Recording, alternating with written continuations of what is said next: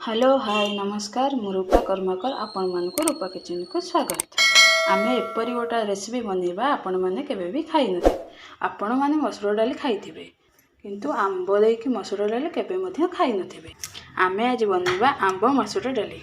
चलो आमे स्टार्ट करिया। प्रथमे आमे प्रेशर कुकर नबा।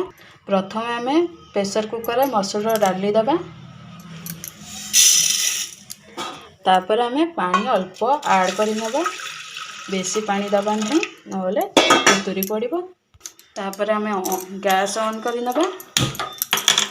गैस ऑन कर साइला परे आधा चम्मच हळदी गुंड दबा। स्वाद अनुसार लूण देबा।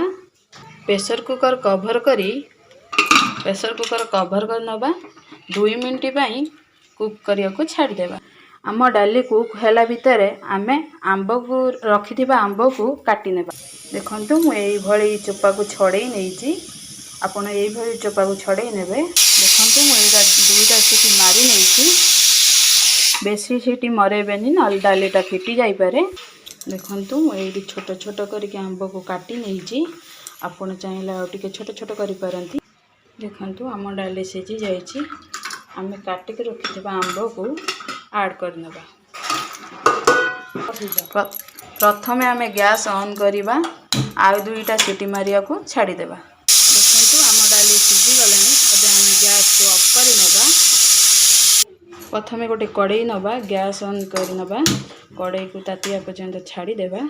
छुंक देबा पई मु एठी तेजपत्र नैची।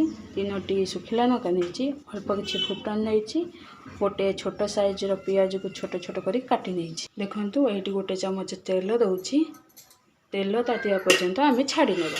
देखंतु आम कड़ाई ताती गलानी। प्रथमे आमे रखिथिबा सुखिला लंका को दबा।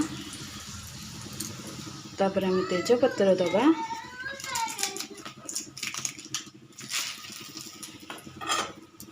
रखिथिबा पंच फुटन दबा।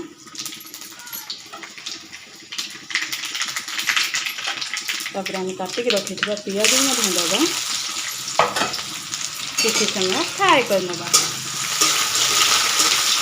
देखंतु एमती मैं फ्राई करूची। एमती फ्राई करी गोल्डन कलर हबा जंतो छाड़ी देबे। आपण केबे भी मसूर डाली खाइ नथिबे। देखंतु एठी हमर पियाज गोल्डन कलर हेई आसिलानी। जेहेतु हमकु पतला डाली दरकार आउ अल्प आमे पानी देई दबा। देखंतु मु एडी पानी ऐड करि नउची। देखंतु हमर आंब मसूर डाली बढ़िया फ्लेवर मध्य आसीची। आपण माने याको गरम भात सहित खाइ परिबे। देखंतु हमर मसूर डाली हेई आसिलानी। अल्प किछि धनिया पत्र पकई नबा।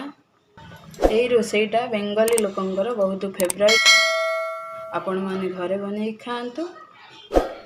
जदि आपण मानकु एई वीडियोटा पसंद लागि थाए तबे लाइक शेयर सब्सक्राइब करंतु।